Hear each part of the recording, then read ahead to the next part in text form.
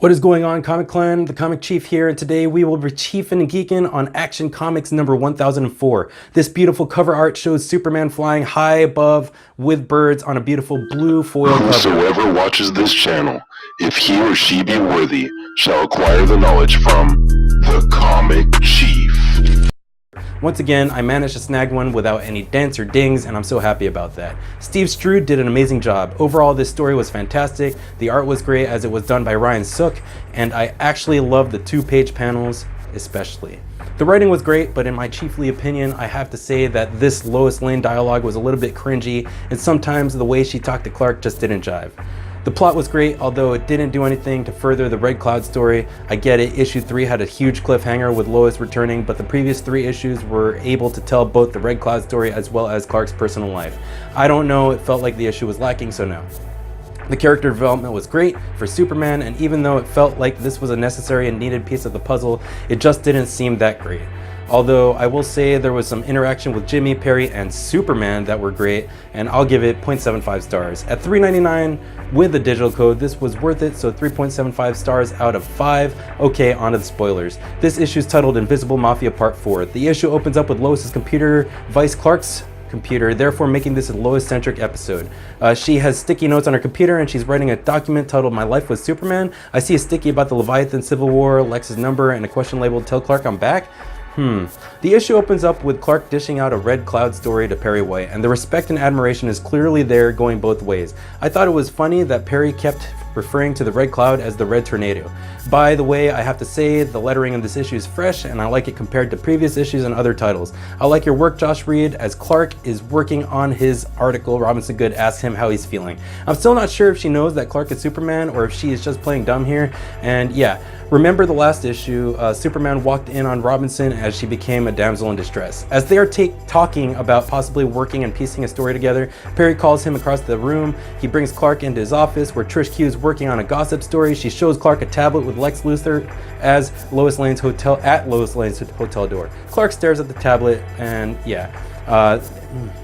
Trish begins to ambush, as Clark puts it, and asks him questions about how he's feeling.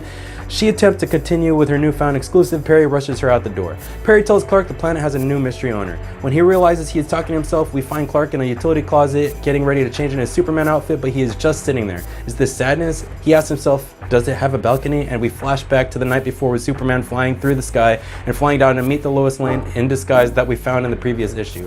Taking place right where we left off, and her taking her wig off and saying, "Hi honey." Superman and Lois Lane immediately kiss. Yes, they still love each other. As they look each other intensely in the eye, Lois catches Superman up, telling him that John is safe with Jor-El and that as crazy as Jor-El is, was right all along. This was something that needed to be done. We flash forward a little bit to Lois's hotel room where Lois and Clark obviously just finished catching up, and he finally starts catching Lois up on other things. For example, he catches her up on the events with Rogozar. The crazy thing is when Clark asked her why she didn't come home, she went on some spiel about how she loved being a wife and a mother, but she needed to write, and that her life wasn't normal, and that nothing about her and Superman was normal, and that for the first time in a long time, John and Superman didn't need her. But Clark responded that he needed her, and she said that he didn't need her but only wanted her. And yeah, so Clark and Lois catch up again, and after that was said and done, she made it clear that they were not breaking up, but that they both had important things to do.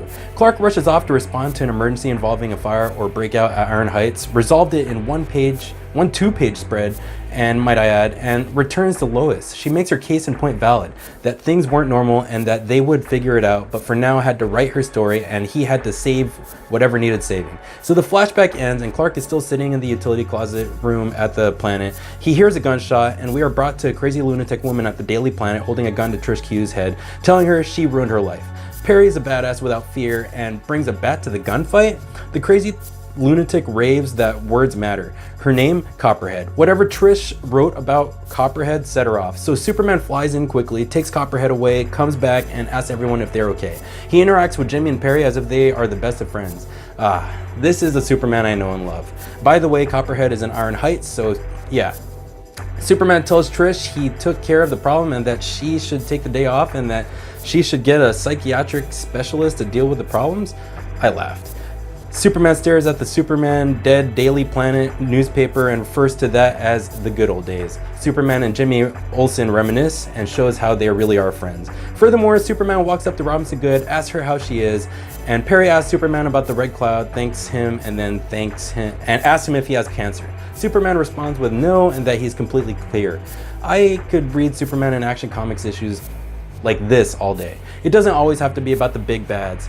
As Superman flies off, we find Lois staring at the news article of Lex and her at the hotel door, and she seems surprised, and Superman flies to her balcony asking her how he knew she was there and what he wanted, and she responded that he's the smartest man on the planet and he just wanted to know what was in the book about him.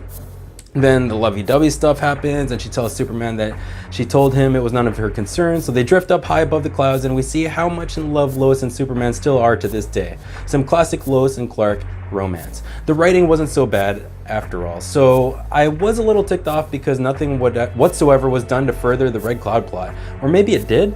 The solicitation for the next issue says, next, the Red Cloud revealed. Does this mean that Lois Lane is the Red Cloud? Find out in the next episode featuring Action Comics. Well, that's all I've got, Comic Client. This is Errol the Comic Chief, going offline.